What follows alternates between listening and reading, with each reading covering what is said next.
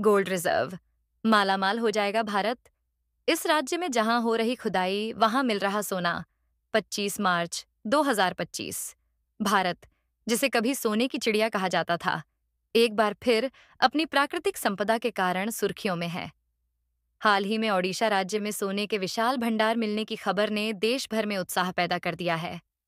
ओडिशा के खनन मंत्री विभूति भूषण जेना ने विधानसभा में घोषणा की कि राज्य के कई जिलों जैसे सुंदरगढ़, नबरंगपुर, अंगुल, कोरापुट, मलकानगिरी, संबलपुर और बौद्ध में सोने के भंडारों का पता चला है।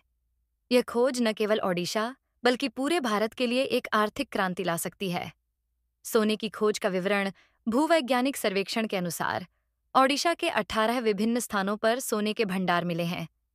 इनमें से डेगढ़ जिले में पहला गोल्ड माइनिंग ब्लॉक नीलामी के लिए तैयार किया जा रहा है। यह खोज भारतीय भूवैज्ञानिक सर्वेक्षण, geological survey of India (GSI) और राज्य के खनन विभाग के संयुक्त प्रयासों का परिणाम है। प्रारंभिक रिपोर्ट्स के अनुसार इन भंडारों में उच्च गुणवत्ता वाला सोना मौजूद है, जो भारत की सोने की आयात निर्भरता को कम करने में मदद कर सकता है। भारत में सोने का महत्व। भारत दुनिया में सोने का सबसे बड़ा उपभोक्ता देश है, जहां हर साल लगभग 800 टन सोना आयात किया जाता है। हालांकि देश में सोने का उत्पादन बेहद सीमित रहा है।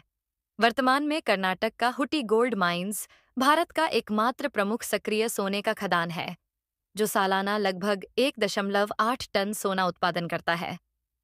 ओडिशा में सोने के नए भंडारों की खोज इस स्थिति को बदल सकती है और भारत को सोने के उत्पादन में आत्मनिर्भर बनाने की दिशा में एक बड़ा कदम हो सकती है।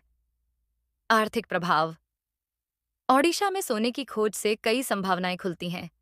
विशेषज्ञों का मानना है कि अगर इन भंडारों का दोहन प्रभावी ढंग से किया जाए, तो इससे न केवल राज्य की अर्थव्यवस्था को, बल्कि राष्ट्रीय अर्थव्यवस्था को भी मजबूती मिलेगी। खनन गतिविधियों से हजारों लोगों के लिए रोजगार के अवसर पैदा होंगे और राज्य सरकार को राजस्व में वृद्धि होगी।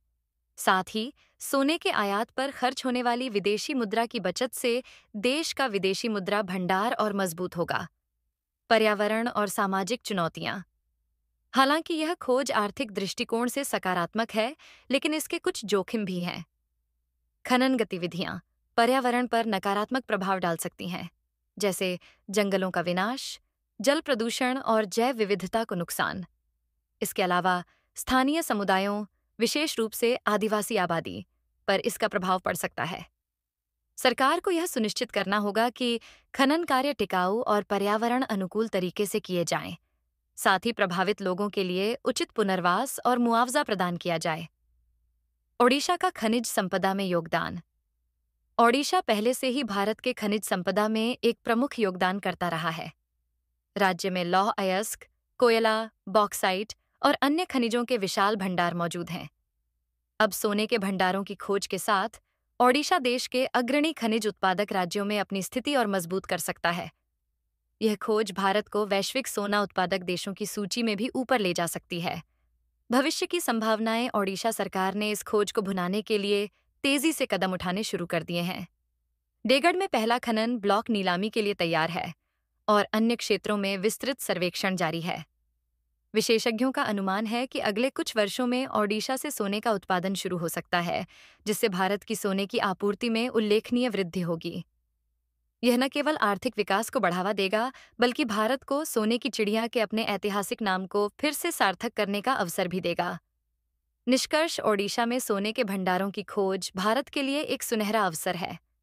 यह खोज देश की आर्थिक आत्मनिर्भरता को बढ़ाने और वैश्विक मंच पर भारत की स्थिति को मजबूत करने में महत्वपूर्ण भूमिका निभा सकती है।